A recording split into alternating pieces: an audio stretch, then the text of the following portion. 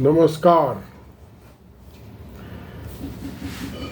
इस श्रृंखला में मैं आपको अपने कविता संग्रह मुनाफे का गणतंत्र से कविताएं सुना रहा हूँ। 2 किश्तों में पहले मैं कुछ कविताएं आपको सुना चुका हूँ। आगे सुनाने के लिए आपसे फिर मुखातिब हूँ। यह संग्रह लेखन और लेखक की समस्याओं, उसकी अंतर यात्राओं और समूचे बाहरी वातावरण और इतिहास में उसकी क्या गति रही है, इन सब सवालों से जूझता आगे बढ़ता है। अब इस संग्रह की चौथी कविता मैं आपको सुनाता हूँ, जिसका शीर्षक है निष्कासित। बेशक यह कवि ही है और कोई नहीं। तो देखिए कवि का जीवन कैसा रहता है एक निष्कासित व्यक्ति के रूप में। निष्कासित, लिखने का कोई परिणाम नहीं आता, लिखते जाओ मानो कोई बांध बनना हो बड़ा और आप निकट रहते हो, देख रहे हो लोगों का उजड़ना, सालों उसके बनने की खबर सुनने के बाद, जैसे कोई कहता रहता था बचपन में रामायण महाभारत की कहानियां तुम्हारे कानों में। फिर एकाएक तुम देखते हो लोग तुम्हें देख रहे हैं। तुम्हारी भाषा के कारण जो तुम्हारे शब्दों के प्रेम में फूटती है, यहाँ वहाँ अकारण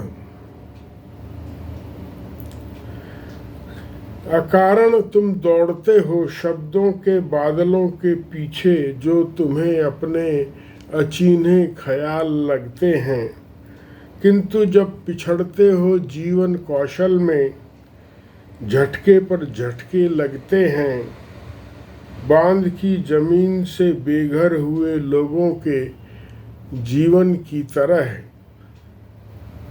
बनकर बांध बिजली चली जाती है सुदूर शहरों, कारखानों, मंडियों में, और बची खुची से मजाक किया जाता है। दूर मैदानों में बसे किसानों से कभी रात 12 बजे आती है, कभी दोपहर 3 बजे, वह भी घंटे 2 घंटे। कभी कभी तो मुंह दिखाकर ही भाग जाती है। भाग गई कहता है किसान रात 12 बजे नींद से उठकर। भाग गई चक्की वाला कहता है दोपहर 3 बजे, जैसे ही डालता है हाड़ा पीसने को। भाग गई कहती है गृहिणी हाथ में पंखा लिए लिए। भाग गई कहता है बच्चा टेलीविज़न के शून्य पर्दे को देखकर। कभी कोई जैसे निराशा में डूबता है, उसकी जिंदगी आगे बढ़ती है। न किताब, गो प्रकाशक, मुद्रक, कागज वाला, जिल्द साज, साल 2 साल में नया भूखंड खरीद लेते हैं और सरकारी लाइब्रेरियों में बैठे बाबुओं के गालों पर चमक बढ़ती चली जाती है। अचरज नहीं लानत भेजी थी प्लेटो ने, अचरज नहीं लानत भेजी थी प्लेटो ने 2500 साल पहले कवि पर। उसे अपने आदर्श मगर काल्पनिक गणतंत्र से बाहर करके, कहते हुए कि वह नकल की भी नकल करता है। पहली चारपाई बनती है बढ़ई के मन में, जिसे वह बाहर रूपाकार देता है। कवि बढ़ई की बनी चारपाई की नकल करता है अपनी कविता में। नहीं, उसे नहीं लगे कवि किसी अच्छी सुव्यवस्थित जगह रहने के काबिल। उसे नहीं लगे कवि किसी अच्छी सुव्यवस्थित जगह रहने के काबिल। भारत में उनसे और भी ज़्यादा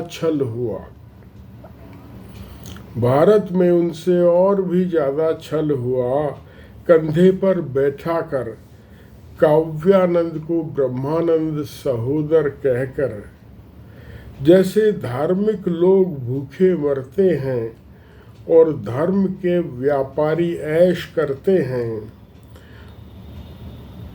जैसे स्त्रियों की श्लोकों में पूजा होती है, बाहर संसार में अनादर, वैसे ही कवि पद दलित है।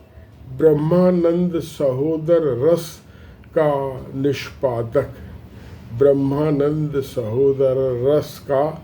निष्पादक। लानत भेजता हुआ संसार पर कहता है कवि, एक घूंट और पी लूं शराब। मन मसोसता हुआ कहता है, सिगरेट का एक दम और लगा लूं। किसान आत्महत्या करता है जी तोड़ मेहनत के बाद। स्त्री भाग जाती है घर से आधा पेट खाते खाते। मंडी में सेठ बेपरवाह नोट गिनता है। कारखानेदार देखता है अंबानी होने के सपने। नेता हर जोड़ तोड़ में अगली पिछली कमाई गिन लेता है। पूंजीपति के अंगूठे के नीचे है किसान और नेता। पता है किसान और नेता को, पुरुष के अंगूठे के नीचे है स्त्री। स्त्री को पता है, कवि सोचता है वह नहीं है किसी के नीचे। यह भ्रम है जिसने मुझे जिलाया अब तक। पूंजीपति भगवान है पूंजीवाद में। कवि निष्कासित है हर व्यवस्था से, प्लेटो के गणतंत्र के समय से।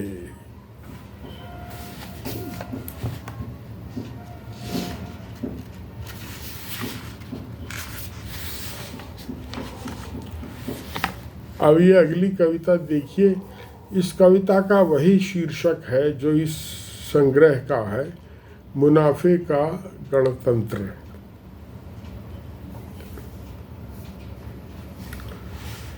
ये देखिए, लेखन के माहौल पर कविता शुरू होती है और दूसरी कलाओं तक जाती है। मुनाफे का गणतंत्र। ऐसा भी नहीं है कि हिंदुस्तान में कभी मुशायरों, कवि सम्मेलनों और कवि दरबारों का दौर नहीं था।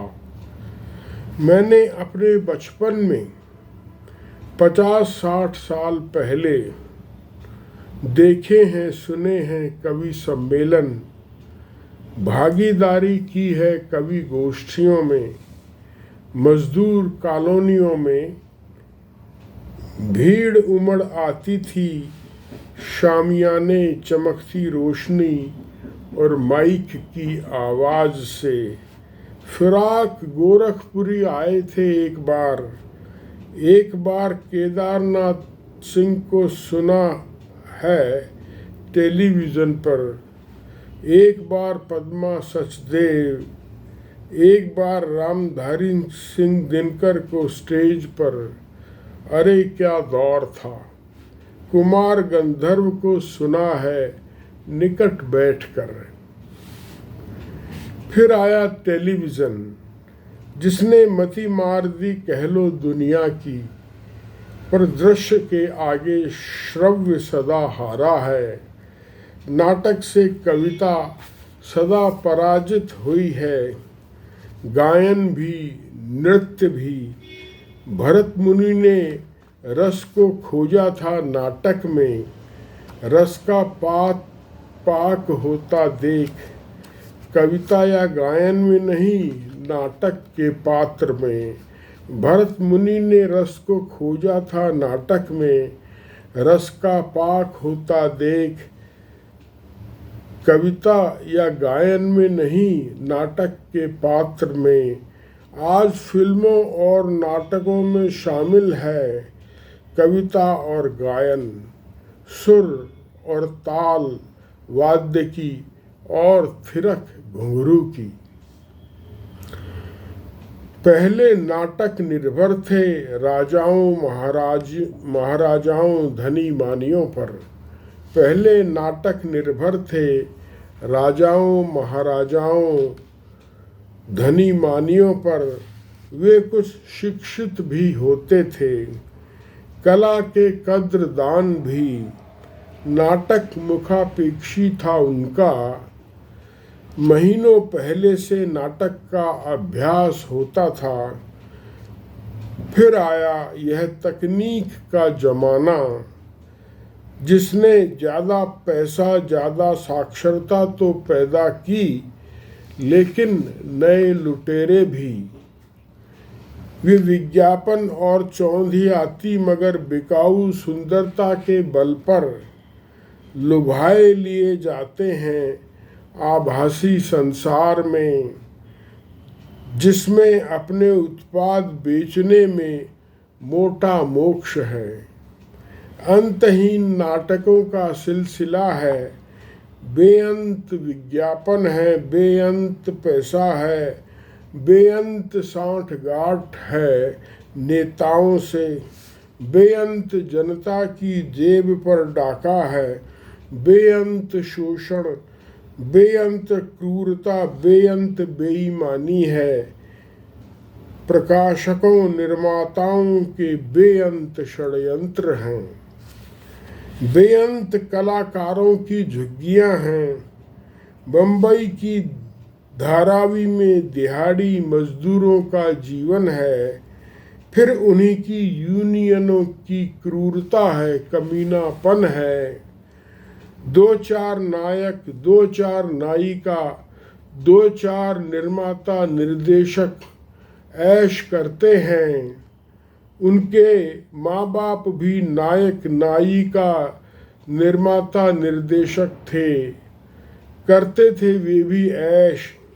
उनसे पूछो तो कहते हैं प्रतिभा बिना कुछ नहीं, जैसे सारे जातिग्रस्त आरक्षण के मुकाबले प्रतिभा को खड़ा करते हैं। कहाँ नहीं है जाति और परिवार। परिवार बलात् संतान है, परिवार बलात् संतान है बाल और स्त्री शोषण की। फिर से सुनिए, परिवार बलात् संतान है बाल और स्त्री शोषण की। जाति परिवार की बलात् संतान है, जाति परिवार की बलात् संतान है। सांप्रदायिकता रह गई, सो वह बलात् संतान है जाति की, सो वह बलात् संतान है जाति की। और इन सब की माँ है संपत्ति।